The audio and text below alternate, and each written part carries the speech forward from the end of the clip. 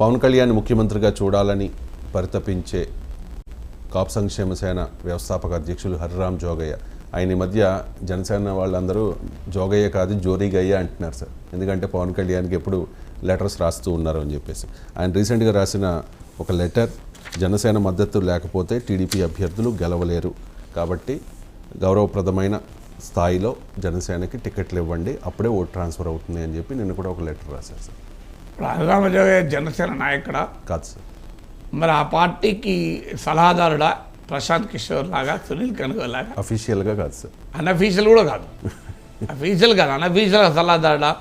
So Pawan Kalyan వెళ్ళి రెగ్యులర్గా హరిరామ్ జోగయ్య కలిసి సలహాలు తీసుకున్నాడా? ఒకసారి కలిసారు సార్. ఒకసారి ఎవరైనా కలుస్తాను, నేను కూడా కలిశాను హరిరామ్ జోగయ్యని. అది కాదు కదా, ఒక్కసారి కలవడం ఏమన్నా. హరిరామ్ జోగయ్య నేను 2 సార్లు కలిశాను.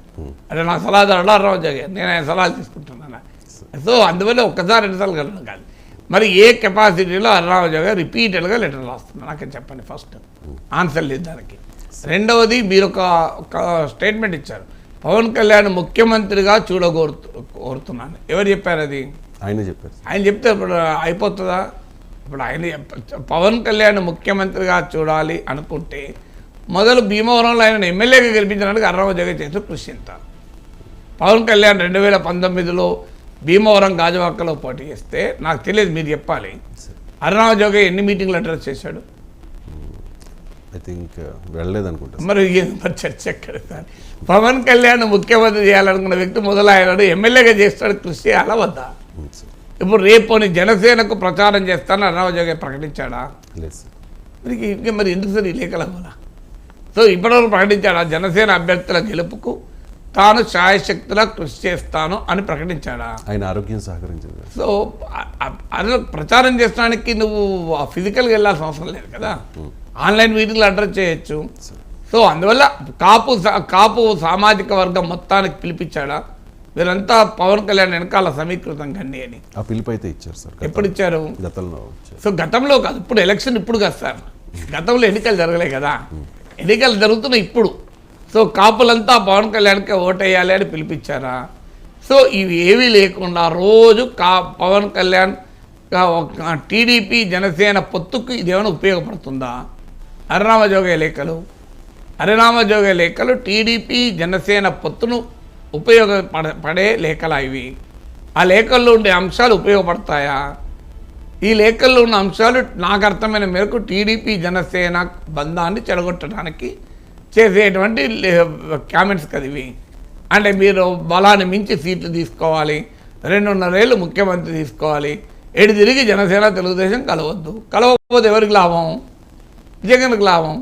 అందువల్ల సుభిక్షంగా ఉన్న టీడీపీ జనసేన బంధాన్ని చెడగొట్టేందుకు జరిగేటువంటి వాదనలు కావాలి ఇవి. చెప్పండి, మరి పవన్ కళ్యాణ్ ముఖ్యమంత్రి చేసడానికి ఎట్లా అవుతుంది? పవన్ కళ్యాణ్ ముఖ్యమంత్రి ఎట్లా అవుతాడు? జనసేన 150 సీట్లలో గెలిచే వాతావరణం ఉందా? 90 సీట్లలో గెలిచే వాతావరణం ఉందా? ఉంటే పవన్ కళ్యాణ్ పొత్తే పెట్టుకోకపోయేవాడు. సో 90 సీట్లలో పవన్ కళ్యాణ్ గెలిచే అవకాశం ఉంటే మీరు అన్నట్లు పవన్ కళ్యాణ్ ముఖ్యమంత్రి కావాలని అనొచ్చు. లేనప్పుడు పవన్ కళ్యాణ్కి ఉన్న రియాలిటీ ఏంటి? జనసేనకు ఉన్న బలం ఎంత? తెలుగుదేశం శ్రేణుల్ని రెచ్చగొట్టడం, జనసేన శ్రేణుల్ని రెచ్చగొట్టడం. అంటే జనసేన లేకుంటే మీకు దిక్కు లేదు అంటే టీడీపీలో కోపం వస్తుంది. సో జనసేన వాళ్ళు కూడా కొంత మేము లేకపోతే మీకు అడ్రస్ లేదు అని వీళ్ళు అనాలి. ఎదిరి టీడీపీ జనసేన శ్రేణులు కలవకూడదు, ఓట్ల బదిలీ జరగకూడదు అనేటువంటి దానికి ఇది ఉపయోగపడదా? పెద్దల హరిరామ్ గారు చాలా సీనియర్ రాజకీయవేత్త, కాదని అంటలేదు. కానీ అల్టిమేట్గా ఆయన మరి కావాలని చేస్తున్నాడా లేదా ఆయనకు పవన్ కళ్యాణ్ మీద ప్రేమతో చేస్తున్నాడు అనవసరం. కానీ ఫలితం అయితే ఏమవుతుంది? టీడీపీ జనసేన బంధాన్ని పెంచడం వల్ల పవన్ కళ్యాణ్ లాభమా? టీడీపీ జనసేన బంధంలో ఇబ్బందులు పెట్టడం వల్ల పవన్ కళ్యాణ్ లాభమా? పవన్ కళ్యాణ్ శ్రేయోభిలాషి ఏది కోరుకుంటాడు చెప్పండి?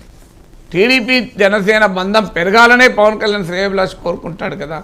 ఎందుకంటే పవన్ కళ్యాణ్ లాభం ఏది అదే కదా. టీడీపీతో కలవకపోతే పవన్ కళ్యాణ్ ఎమ్మెల్యే కాలే కదా. సో పవన్ కళ్యాణ్ ఎమ్మెల్యే కాని పరిస్థితుల్లో నుంచి టీడీపీ జనసేన కలిస్తే అసెంబ్లీలో ఎంతో కొంత ప్రాతినిధ్యం వస్తుంది.